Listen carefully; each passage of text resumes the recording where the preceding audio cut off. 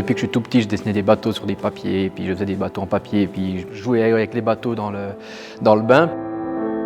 J'étais au premier cours de voile et puis on avait chacun son petit optimiste. Voilà, c'était la première fois que je pouvais aller sur l'eau tout seul. Je pense que c'est là que tout a commencé, puis ensuite j'ai jamais arrêté. Donc. Au niveau de la navigation, vu que je me suis jamais arrêté depuis l'âge de 7 ans, en fait c'était une suite logique parce qu'on grandit, donc le bateau il devient plus grand parce qu'on passe plus dans les petits bateaux, puis ils vont toujours de plus en plus vite, puis en fait ça m'a donné envie de continuer. Scolairement parlant, il a fallu que je fasse un choix, est-ce que je continue les études ou je vais faire un apprentissage, puis en fait j'ai toujours aimé travailler manuellement. Et puis c'était assez logique que je cherche un métier qui aille avec la voile et puis où je puisse travailler avec les mains. J'ai aussi commencé un apprentissage de constructeur naval. Du coup, j'ai continué de lier les deux choses, puis en fait ça s'est amplifié. Puis je naviguais plus, je travaillais plus avec des bateaux, donc j'étais tout le temps avec des bateaux. Puis au bout du compte, ça s'amplifie. Puis ensuite on a accès à des gens qui naviguent professionnellement.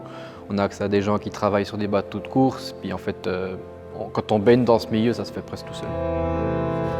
Du coup, je suis en train de retirer les profils sur un safran d'un classe A avec un collage entre le winglet et le safran pour tout réarrondir les bords d'attaque pour que les flux d'eau soient bien attachés au profil quand le bateau va naviguer.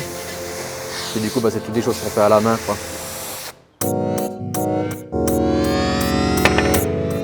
Je pense que c'est le fait que je navigue et que je construise les bateaux. Parce que à chaque fois que quelque chose se casse ou qu'il y a un problème technique, je sais d'où ça vient. Je pense que je vis la pression d'une manière assez facile. Ça me focalise plus sur l'objectif. Je suis légèrement stressé, je suis peut-être un peu plus nerveux, mais ça ne péjore pas mes capacités.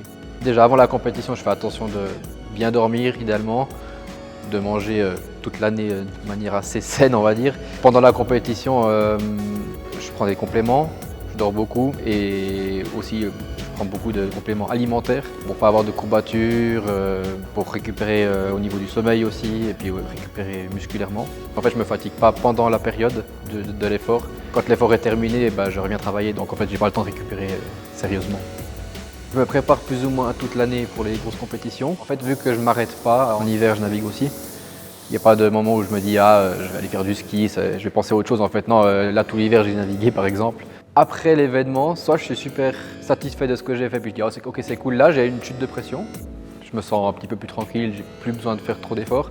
Mais en fait, si pendant la grande compétition, il y a des dégâts matériels, ou bien je sais que je ne me suis pas assez entraîné, ou bien que j'ai pas assez mis d'efforts dans la saison, en fait, je m'en veux. Du coup, en fait, ça me fait plutôt monter la pression, puis me dire maintenant j'ai encore une année devant moi pour la prochaine. Du coup, ouais, j'ai pas vraiment eu de baisse de rythme, on va dire.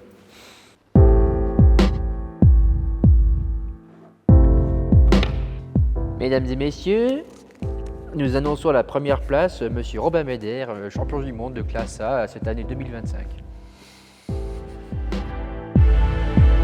Jusqu'à il n'y a pas longtemps, j'avais un peu des rêves d'olympisme. Et puis en fait, j'ai eu l'occasion d'essayer un bateau olympique avec quelqu'un qui voulait faire une préparation olympique.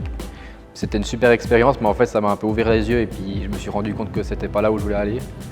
Parce que financièrement, c'est des budgets qui sont gigantesques. Et puis en fait, c'est entre 3 et 8 ans de préparation intense où on fait que de naviguer. Puis la vie à côté, c'est pour se reposer. Et puis en fait, je pense que j'aime quand même trop mon travail en combinaison avec mon sport pour me dire je lâche tout et puis je me lance dans quelque chose d'intensif ou peut-être qu'après j'en aurais tellement fait que j'aurais plus envie d'en faire, quoi.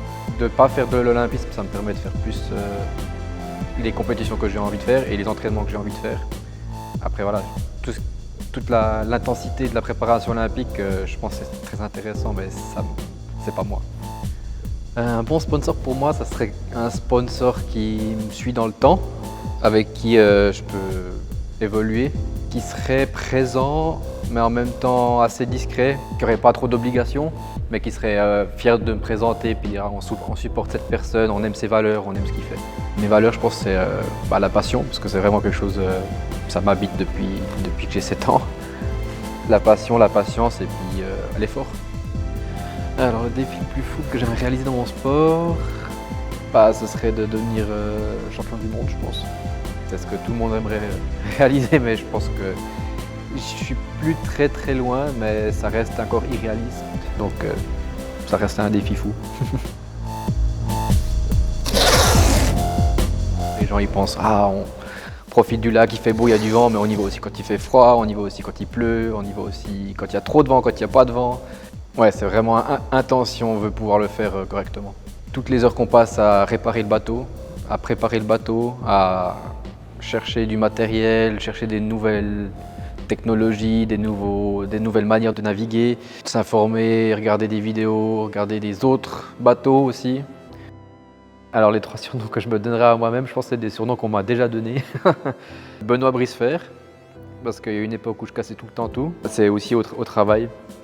C'est Meister, maître, parce qu'en fait, vu que je suis maître d'apprentissage, les apprentis, pour me vanner, ils m'appellent Meister, comme ça. Meister.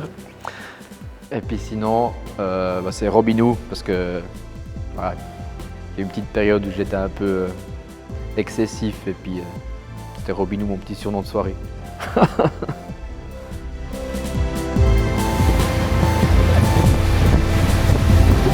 Le moment le plus marquant de ma carrière, je pense que c'est quand j'ai fait un top 10 au championnat du monde à Toulon, il y a 2 ans. Ça reste un moment assez fort pour moi parce que j'ai jamais accédé au top 10 mondial. C'était la première fois, puis je suis monté sur le podium, puis à côté de moi, il n'y avait que des ex-champions olympiques ou des personnes connues. Puis là, je me suis dit, ah ouais, c'est cool, ça fait un bon effet.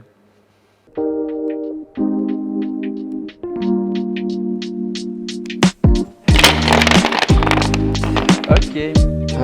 Je pense que le premier, ce serait un drone qui me suivrait tout le temps puis qui soufflerait dessus. Ça, j'aurais tout le temps du vent. Le deuxième, c'est un peu. Ça serait genre des petits poissons qui poseraient des algues devant tous les concurrents.